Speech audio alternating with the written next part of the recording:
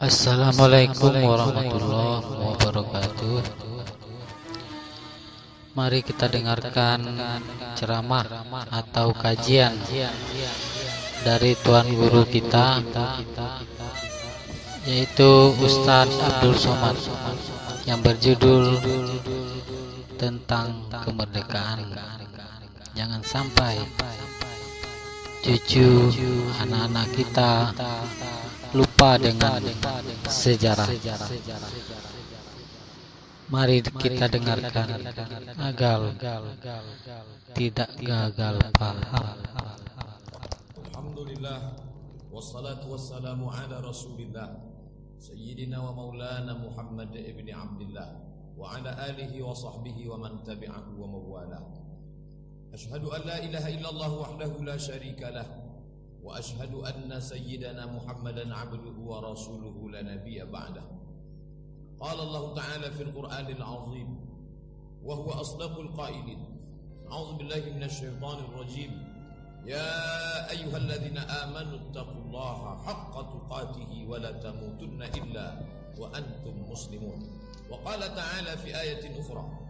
Ya ayyuhalladzina amanu taqullaha wa qulu qawlan sadida يصلح لكم أعمالكم ويغفر لكم ذنوبكم ومن يطع الله ورسوله فقد فاز فوزا عظيما.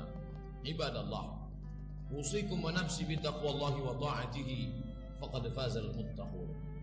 Hadirin jamaah Jumat yang dimuliakan Allah Subhanahu wa taala.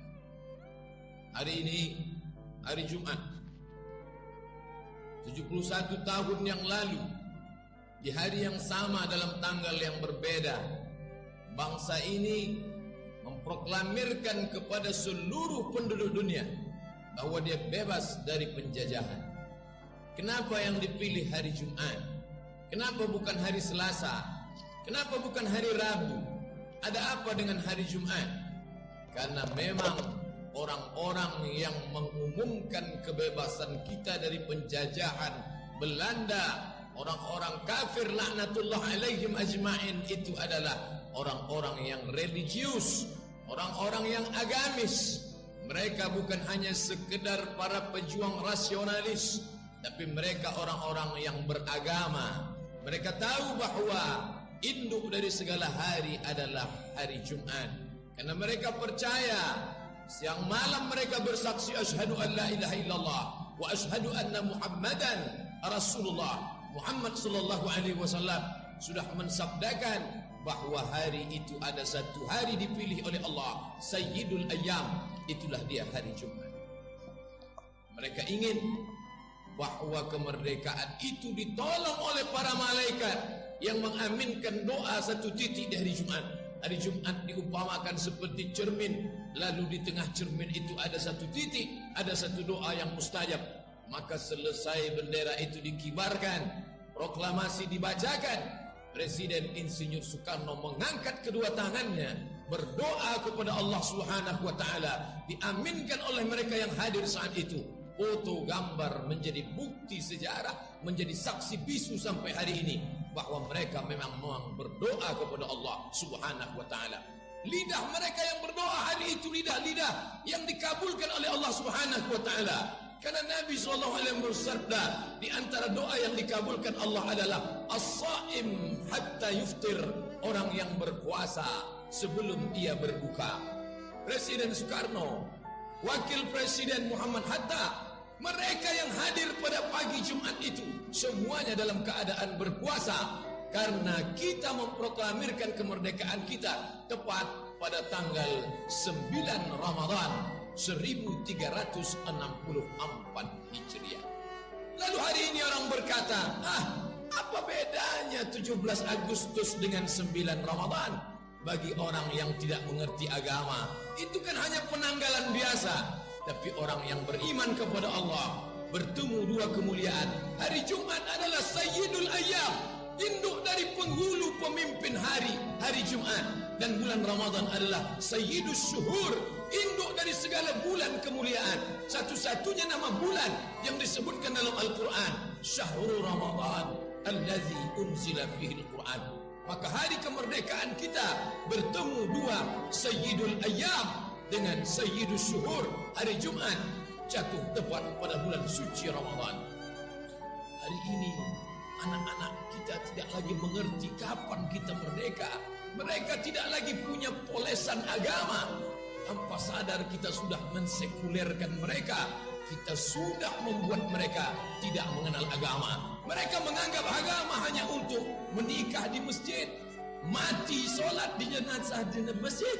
Ketika dia dicabut nyawanya, lalu dibawa jenazahnya ke masjid, disolatkan dalam masjid. Dia hanya 2 kali saja berislam. Saat lahir diakikahkan, saat menikah, setelah itu dia pun mati. Dia tidak mengerti bahwa perjuangan negeri ini adalah karena rahmat Allah. Itu tertuang dalam preambul pembukaan Undang-Undang Dasar Republik Indonesia 1945. Kemerdekaan kita atas berkat rahmat Allah Subhanahu wa ta'ala dan diiringi dengan keinginan yang luhur dari bangsa Indonesia. Kita masuk surga bukan karena amal kita yang banyak, dan kita juga merdeka bukan karena persenjataan yang hebat, tapi kita merdeka disadari oleh mereka. Teriakan Bung Karno, teriakan Bung Tomo di Surabaya, teriakan Presiden, teriakan Panglima Angkatan Bersenjata, Panglima Besar Sudirman yang bergerilya di tengah hutan belantara dalam keadaan sakit, dalam keadaan terkena malaria. Namun solat berjamaahnya tetap tidak pernah tinggal, zikirnya tetap berkumandang dalam keadaan diangkat di dalam tandu. Maka doa mereka inilah yang membuat kita bebas dari penjajahan orang-orang yang tidak diridhoi Allah Subhanahu wa ta'ala. Jangan sampai sejarah ini terlupakan oleh anak cucu kita. 71 tahun sudah lamanya. Hari ini apa yang terjadi? 31 tahun silam, ketika kita merdeka, di tengah-tengah malam Ramadan itu, para ulama, para kiai, mereka bermunajat kepada Allah. Tanggal 9 Ramadan, artinya 9 malam sudah. Mereka berdoa dalam tarawih, dalam tahajud, dalam doa, dalam munajat mereka memohon kekuatan dari Allah. Tapi begitu 71 tahun berlalu, apa yang terjadi hari ini? Malam-malam kemerdekaan diisi dengan keyboard tunggal, penyanyi dangdut membuka aurat.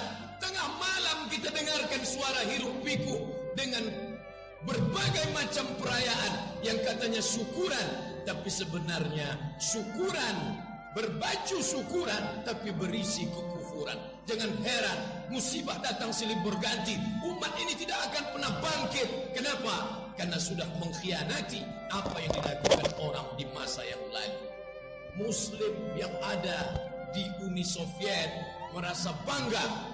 Masjid Kubah Biru yang hari ini tetap tegak berdiri di negeri sekuler, di negeri kaum komunis. Besar jasa Presiden Soekarno. Salah satu yang menyebabkan penguasa komunis tidak menumbangkan Masjid Kubah Biru itu dan tidak menghancurkan makam Imam Al-Bukhari.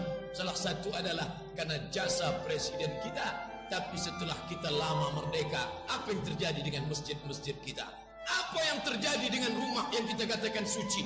Rumah Allah di negeri komunis hampir hancur binasa, diselamatkan oleh presiden kita. Tapi rumah Allah yang ada di negeri kita hari ini diinjak oleh orang kafir, orang yang tidak bersunat, tidak berkhitan, tidak mandi wajib. Enak saja melangkahkan kakinya di dalam rumah Allah. Orang menyalaminya, mengucapkan selamat datang, berani menyampaikan kata sambutan di rumah Allah. Inikah buah dari 71 tahun kemerdekaan? Inikah makna kemerdekaan? Merdeka berarti kita bebas menjalankan syariat Islam. Itu tertulis dalam konstitusi negara kita, Pancasila, ketuhanan yang Maha Esa, dengan kewajiban menjalankan syariat Islam bagi pemeluknya. Itu dirumuskan oleh orang-orang yang bertuhan, dirumuskan oleh orang-orang yang agamis dan religius. Maka ketika hari ini kita membaca di harian, kita mendengar di berita bahwa peraturan daerah, perda yang berbau syariah akan dihapuskan. Bagi orang-orang yang mengerti sejarah masa lalu, ini adalah pengkhianatan.